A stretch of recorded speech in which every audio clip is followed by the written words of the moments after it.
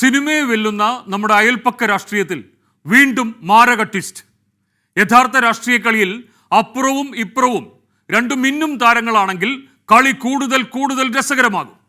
വെള്ളിത്തിരയിൽ ആവേശം നിറയ്ക്കുന്ന സ്വാഗുകൾ കൊണ്ട് രക്തം തിളപ്പിക്കുന്ന രജനീകാന്തും വിജയും നേർക്കുനേർ കൊമ്പുകോർക്കുന്നു. ഇപ്പോൾ ഏറ്റവും ഒടുവിൽ ഇതാ രജനീകാന്ത് മൈക്ക് കയ്യിലെടുക്കുന്ന സാഹചര്യം നോക്കുക. അത് വിജയ് എന്ന തമിഴ് സൂപ്പർ താരം ഏറെക്കാലമായി ആലോചിച്ചുറപ്പിച്ച് തന്ത്രങ്ങൾ മെനഞ്ഞ് രാഷ്ട്രീയത്തിലേക്ക് ചുവട് വയ്ക്കുന്നതിൻ്റെ ഒരു നിർണായക ഘട്ടത്തിലാണ്. രജനീകാന്ത് MK സ്റ്റാലിനെ പുകഴ്ത്തിയാൽ വിജയ് എന്ന താരത്തിൻ്റെ പൊളിറ്റിക്കൽ ഫ്യൂച്ചർ അടഞ്ഞുപോകുമോ? ഒരു പുകഴ്ത്തൽ പ്രസംഗത്തിന് തമിഴ് രാഷ്ട്രീയത്തിൽ അത്രയേറെ സ്വാധീന ശക്തി ഉണ്ടോ? ആള് വിജയിയാണ്. തമിഴ്നാട്ടിലും കേരളത്തിലും ആന്ധ്രയിലും കർണാടകയിലും ആരാധകരുള്ള സൂപ്പർ സ്റ്റാർ. വിജയ് ഇവിടെ വച്ച് തൻ്റെ മോഹം ഉപേക്ഷിക്കണോ എന്നതാണ് ചോദ്യം. രജനിയുടെ പ്രസംഗം വിജയ്ക്ക് ഒരു ക്ലീൻ ചെക്ക്മേറ്റാണ്. നാടിളക്കി ഒരു കൊടുങ്കാറ്റ് പോലെ തേരേറി വന്ന വിജയുടെ മുന്നേറ്റത്തിനേറ്റ കനത്ത ചെക്ക്. வாங்க 26ல பார்க்கலாம் அப்படின்னு தனக்கே உறுதியான அந்த ஒரு புன்னகை, அந்த புன்னகையுடன் செயல்பட்டு கொண்டிருக்கும் சிஎம் அவர்களுக்கு மதிப்புரிய என்னுடைய நண்பர் தமிழக முதலமைச்சர் முக ஸ்டாலின் அவர்களுக்கு என்னுடைய முதற்கண்.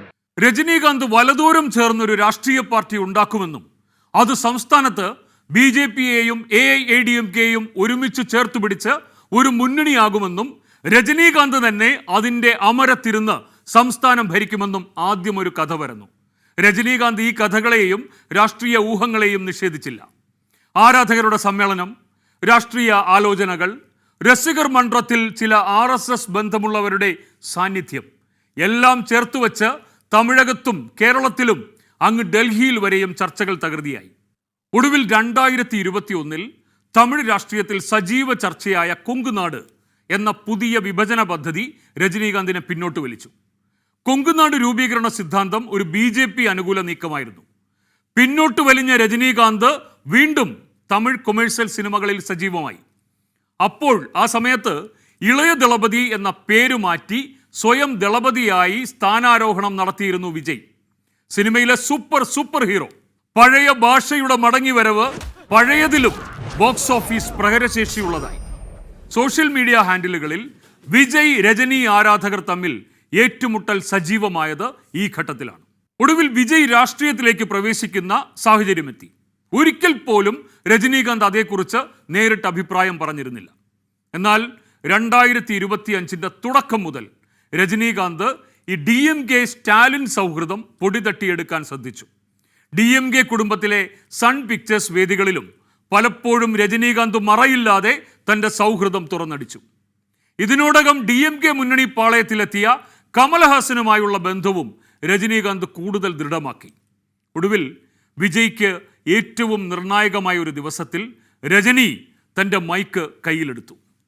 ഇന്ത്യ നാട്ടരസിയലിൽ ഒരു നക്ഷത്രമാകെ ഇരുന്നുകൊണ്ട് തമിഴ്നാട്ടരസിയലിൽ ഇന്ത്യ നാട്ട് ആളുങ്കட்சிകൾക്കും പുതിയ പഴയ എതിർക്കட்சிകൾക്കും ഒരു സവാലാക ഇരുന്നുകൊണ്ട് വാങ്ക 26லே பார்க்கலாம் அப்படின்னு அந்த புன்னகையோடம் செல்ப்பு கொண்டிருக்கும் CM அவர்களுக்கு என்னுடைய நண்பன் முக ஸ்டாலின் அவர்களுக்கு என்னுடைய മുതൽ കൺ വണക്കം.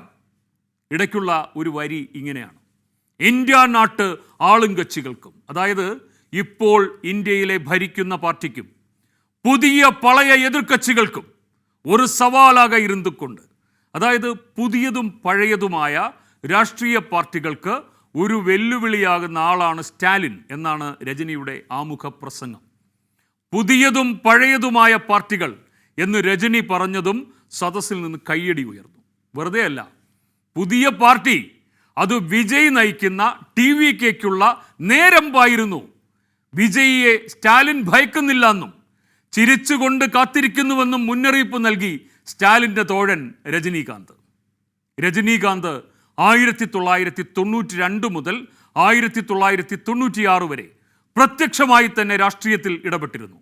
പക്ഷേ അത് ജയലളിതയെ തോൽപ്പിക്കാൻ മാത്രമായിരുന്നു. ജയ സർക്കാരിനെ അട്ടിമറിക്കാൻ സംസ്ഥാന കോൺഗ്രസിനെ DMK പക്ഷത്തേക്ക് കൊണ്ടുവരാൻ രജനി മുൻകൈയെടുത്ത് ചർച്ചകൾ തുടങ്ങി. എന്നാൽ കോൺഗ്രസ് അതിന് തയ്യാറായില്ല. പക്ഷേ പിന്നെ കാര്യങ്ങൾ അതിനാടകീയമായിരുന്നു. തമിഴ്നാട്ടിലെ കോൺഗ്രസ് പിളർന്ന് GK മൂപ്പനാരുടെ തമിഴ് മാനില കോൺഗ്രസ് രൂപീകരിക്കപ്പെട്ടു. മൂപ്പനാരെയും കരുണാനിധിയെയും ഒരുമിപ്പിക്കാൻ രജനീകാന്ത് മധ്യസ്ഥനായി. യുദ്ധത്തിനുള്ള ഭൂമി ഒരുക്കി രജനി മാറി നിന്നു. 1996 തെരഞ്ഞെടുപ്പിൽ പ്രത്യക്ഷമായി ഇടപെടാതെ അമേരിക്കയിലേക്ക് പോയ രജനീകാന്തിനെ മൂപ്പനാരും കരുണാനിധിയും ചേർന്ന് മടക്കി വിളിച്ചു. വിജയിക്കാൻ എന്തോ ഒരു കുറവുണ്ടെന്ന് നേതാക്കൾക്ക് തോന്നിയിരിക്കാം. ഒരേ ഒരു പേച്ചു കൊടുത്ത് പോങ്കാൻ ഒരൊറ്റ പ്രസംഗം മാത്രം മതി എന്ന കരുണാനിധിയുടെ മൂപ്പനാരുടെയും സ്നേഹനിർബന്ധത്തിൽ രജനീകാന്ത് മടങ്ങിയെത്തി. മൈക്ക് കയ്യിലെടുത്ത് ഒരു ചെറിയ ടെലിവിഷൻ പ്രസംഗമാണ്. അതിലെ ഏറ്റവും പ്രധാന വരികൾ ഇങ്ങനെയായിരുന്നു: ജയലളിത വീണ്ടും ആഴ്ചയ്ക്ക് വന്നാൽ അന്ത ആണ്ടവനാൽ കൂടെ തമിഴ്നാട്ടെ കാപ്പാത്ത മുടിയാതെ. ഫലം ഞെട്ടിക്കുന്നതായിരുന്നു. ജയലളിത വീണ്ടും ആഴ്ചയ്ക്ക് വന്നാൽ അന്ത ആണ്ടവനാൽ കൂടെ തമിഴ്നാട്ടെ കാപ്പാത്ത മുടിയാതെ. അർത്ഥം ഇതാണ്: ജയലളിത പിന്നെയും അധികാരത്തിൽ വന്നാൽ ദൈവത്തിന് പോലും, സാക്ഷാൽ ദൈവത്തിന് പോലും തമിഴ്നാടിനെ രക്ഷിക്കാൻ കഴിയില്ല. തെരഞ്ഞെടുപ്പിന്റെ ഫലം ഞെട്ടിക്കുന്നതായിരുന്നു. DMK മനില സഖ്യം നേടിയത് ആകെയുള്ള 234-ൽ 221. കരുണാനിധി മുഖ്യമന്ത്രിയായി.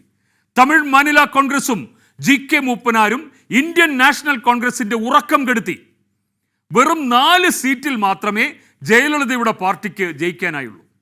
രജനീകാന്തിന്റെ പ്രഹരശേഷി ഇതാണ്. ഒരിക്കൽ മൈക്ക് കയ്യിലെടുത്തതിൻ്റെ അനുഭവം. ഒരിക്കൽ കൂടി രജനീകാന്ത് ഇപ്പോൾ മൈക്ക് കയ്യിലെടുക്കുമ്പോൾ രാഷ്ട്രീയ ജ്യോത്സ്യന്മാർക്ക് കണക്കു പിഴയ്ക്കുന്നതും വിജയിയുടെ മുന്നേറ്റത്തിന് അതൊരു കനത്ത ചെക്ക്മേറ്റ് ആകുന്നതും, ഒരിക്കൽ കൂടി തമിഴ്നാട് രാഷ്ട്രീയം ഇന്ത്യയുടെ ശ്രദ്ധാകേന്ദ്രമാകുന്നതും ഈ മുൻകാല അനുഭവം കൊണ്ടാണ്. രജനി ഒന്നു പറഞ്ഞാൽ 100 ആകുമോ, അതോ കാത്തിരിക്കുന്ന വിജയിക്ക് മോഹസാഫല്യമാകുമോ?